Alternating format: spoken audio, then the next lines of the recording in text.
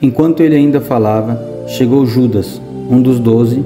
Com ele estava uma grande multidão armada de espadas e varas, enviada pelos chefes dos sacerdotes e líderes religiosos do povo. O traidor havia combinado um sinal com eles, dizendo-lhes: aquele a quem eu saudar com um beijo é ele, prendam-no. Dirigindo-se imediatamente a Jesus, Judas disse: salve, mestre, e o beijou. Jesus perguntou: amigo, o que o traz? Então os homens se aproximaram, agarraram Jesus e o prenderam. Um dos que estavam com Jesus, estendendo a mão, puxou a espada e feriu o servo, o sumo sacerdote, decepando-lhe a orelha. Disse-lhe Jesus: guarda a espada, pois todos os que empunham a espada pela espada morrerão. Você acha que eu não posso pedir ao meu Pai e ele não colocaria imediatamente à minha disposição mais de 12 legiões de anjos? Como então se cumpririam as Escrituras que dizem que as coisas deveriam acontecer desta forma? Naquela hora, Jesus disse à multidão: estou eu chefiando alguma rebelião para que vocês venham prender-me com espadas e varas? Todos os dias eu estava ensinando no templo e vocês não me prenderam. Mas tudo isso aconteceu para que se cumprissem as Escrituras dos profetas. Então, todos os discípulos o abandonaram e fugiram. Os que prenderam Jesus o levaram a Caifás, o sumo sacerdote, em cuja casa se havia reunido os mestres da lei e os líderes religiosos. Mas Pedro o seguiu de longe, até o pátio do sumo sacerdote. Entrou e sentou-se com os guardas para ver o que aconteceria. Foi quando o sumo sacerdote rasgou as próprias vestes e disse: blasfemou, por que precisamos de mais testemunhas? Vocês acabaram de ouvir a blasfêmia. Que acham? É réu de morte, responderam eles. Então, alguns lhe cuspiram no rosto e lhe deram muitos murros. Outros lhe davam tapas e diziam: profetize-nos, Cristo. Quem foi que lhes bateu? Pedro estava sentado no pátio, e uma criada, aproximando-se dele, disse: você também estava com Jesus, o Galileu.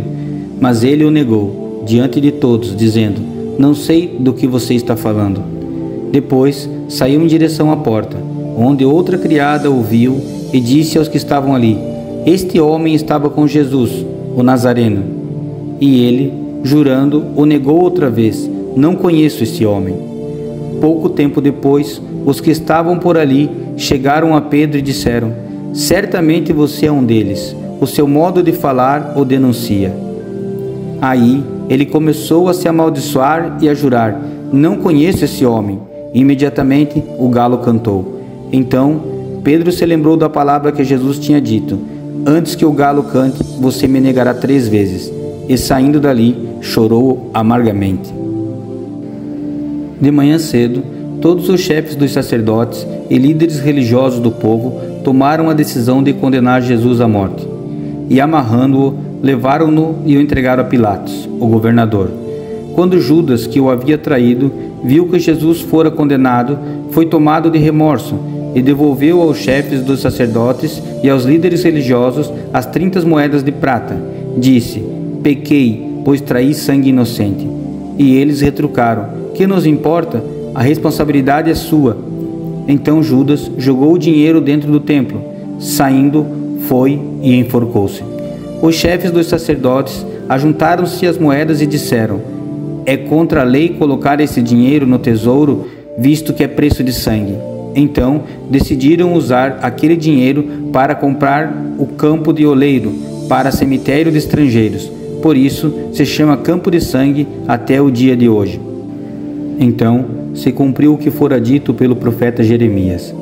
Tomaram as 30 moedas de prata, preço em que foi avaliado pelo povo de Israel, e as usaram para comprar o campo do oleiro, como o Senhor lhe ordenou. Jesus foi posto diante do governador, e este lhe perguntou: você é rei dos judeus?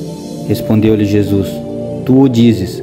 Acusado pelos chefes dos sacerdotes e pelos líderes religiosos, ele nada respondeu.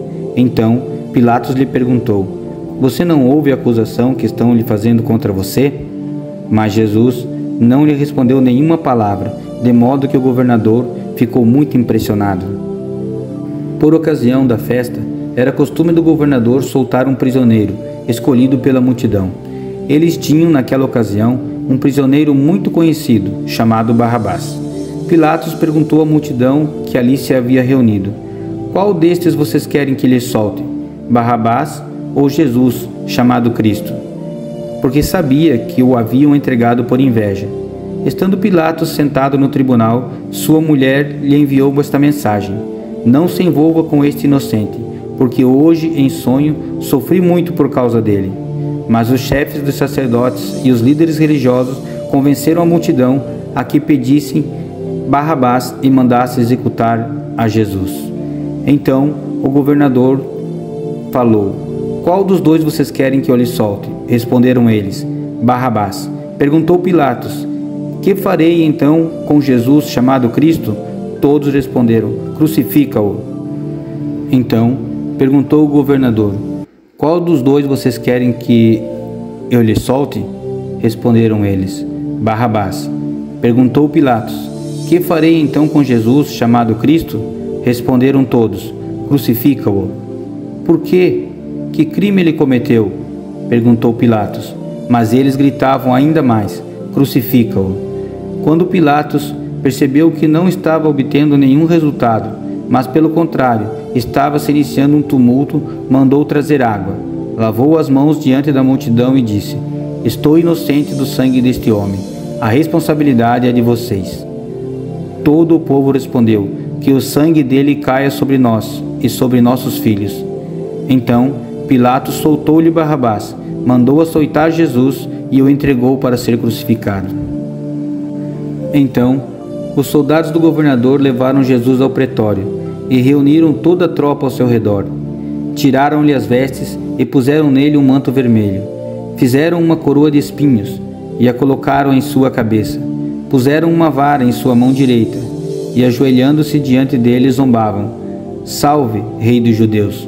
Cuspiram nele e, tirando-lhe a vara, batiam-lhe com ela na cabeça. Depois de terem zombado dele, tiraram-lhe o manto e vestiram-lhe suas próprias roupas. Levaram então para crucificá-lo. Ao saírem, encontraram um homem de Cirene, chamado Simão, e o forçaram a ajudar a carregar a cruz. Chegaram a um lugar chamado Gólgota, que quer dizer lugar da caveira, e lhe deram para beber vinho misturado com fel, mas depois de prová-lo, recusou-se a beber. Depois de o crucificarem, dividiram as roupas dele, tirando sortes, e, sentando-se, vigiavam-no ali. Por cima de sua cabeça, colocaram por escrito a acusação feita contra ele: este é Jesus, o rei dos judeus. 2 ladrões foram crucificados com ele, um à sua direita e outro à sua esquerda.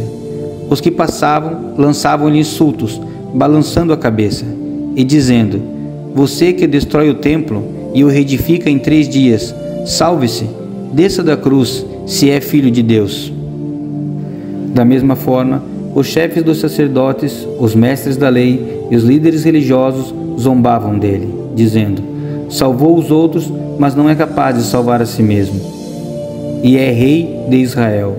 Desça agora da cruz e creremos nele. Ele confiou em Deus. Que Deus o salve agora, se dele tem compaixão, pois disse: sou o Filho de Deus. Igualmente, o insultavam os ladrões que haviam sido crucificados com ele. E houve trevas sobre toda a terra, do meio-dia às 3 horas da tarde. Por volta das 3 horas da tarde, Jesus bradou em alta voz: Eloi, Eloi, lama sabachthani, que significava: meu Deus, por que me abandonaste? Quando alguns dos que estavam ali ouviram isso, disseram: ele está chamando Elias. Imediatamente, um deles correu em busca de uma esponja, embebeu-a em vinagre, colocou-a na ponta de uma vara e deu-a a Jesus para beber. Mas os outros disseram: deixem-no, vejamos se Elias vem salvá-lo. Depois de ter bradado novamente em alta voz, Jesus entregou o Espírito.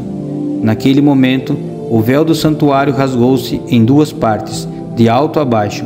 A terra tremeu e as rochas se partiram. Os sepulcros se abriram e os corpos de muitos santos que tinham morrido foram ressuscitados. e saindo dos sepulcros, depois da ressurreição de Jesus, entraram na cidade santa e pareceram a muitos.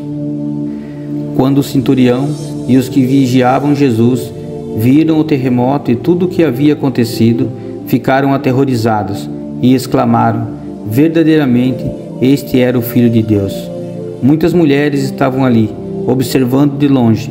Elas haviam seguido Jesus desde a Galiléia para o servir. Entre elas estavam Maria Madalena, Maria, mãe de Tiago e de José, e a mãe dos filhos de Zebedeu. Ao cair da tarde, chegou um homem rico de Arimateia, chamado José, que se tornara discípulo de Jesus. Dirigindo-se a Pilatos, pediu o corpo de Jesus, e Pilatos ordenou que lhe fosse entregue.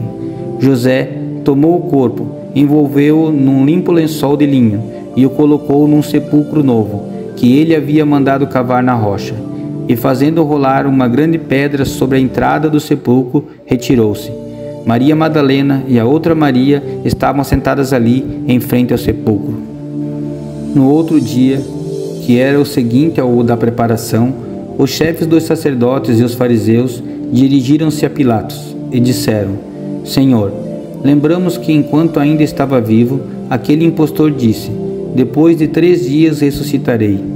Ordena, pois, que o sepulcro dele seja guardado até o 3º dia, para que não venham seus discípulos e, roubando o corpo, digam ao povo que ele ressuscitou dentre os mortos. Este último engano será pior do que o primeiro. Levem um destacamento, respondeu-lhe Pilatos. Podem ir e mantenham o sepulcro em segurança, como acharem melhor. E eles foram, e armaram um esquema de segurança no sepulcro, e além de deixarem um destacamento montado, lacraram a pedra. Depois do sábado, tendo começado o 1º dia da semana, Maria Madalena e a outra Maria foram ver o sepulcro. E eis que sobreveio um grande terremoto, pois um anjo do Senhor desceu do céu e, chegando ao sepulcro, rolou a pedra da entrada e assentou-se sobre ela. Sua aparência era como um relâmpago, e suas vestes eram brancas como a neve. Os guardas tremeram de medo e ficaram como mortos. O anjo disse às mulheres: não tenham medo, sei que vocês estão procurando Jesus que foi crucificado. Ele não está aqui. Ressuscitou como tinha dito. Venham ver o lugar onde ele jazia. Vão depressa e digam aos discípulos dele: ele ressuscitou dentre os mortos e está indo adiante de vocês para Galiléia. Lá vocês o verão. Notem que eu já os avisei. As mulheres saíram depressa do sepulcro, amedrontadas e cheias de alegria, e foram correndo anunciá-lo aos discípulos de Jesus. De repente, Jesus as encontrou e disse: Salve! Elas se aproximaram dele, abraçaram-lhe os pés e o adoraram. Então, Jesus lhes disse: não tenham medo. Vão dizer aos meus irmãos que se dirijam para Galiléia. Lá eles me verão. Enquanto as mulheres estavam a caminho, alguns dos guardas dirigiram-se à cidade e encontraram os chefes dos sacerdotes tudo o que havia acontecido. Quando os chefes dos sacerdotes se reuniram com os líderes religiosos, elaboraram um plano. Deram aos soldados uma grande soma de dinheiro. Enquanto as mulheres estavam a caminho, alguns dos guardas dirigiram-se à cidade e contaram aos chefes dos sacerdotes tudo o que havia acontecido. Quando os chefes dos sacerdotes se reuniram com os líderes religiosos, elaboraram um plano.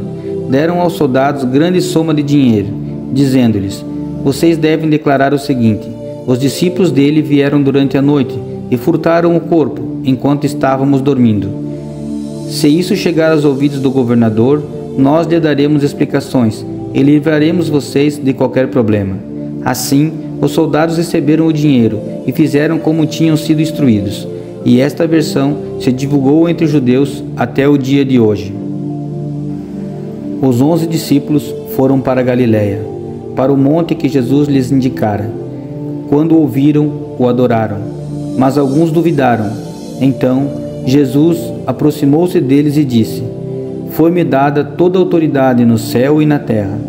Portanto, vão e façam discípulos em todas as nações, batizando-os em nome do Pai, e do Filho e do Espírito Santo, ensinando-os a obedecer a tudo o que eu lhes ordenei. e eu estarei sempre com vocês, até o fim dos tempos.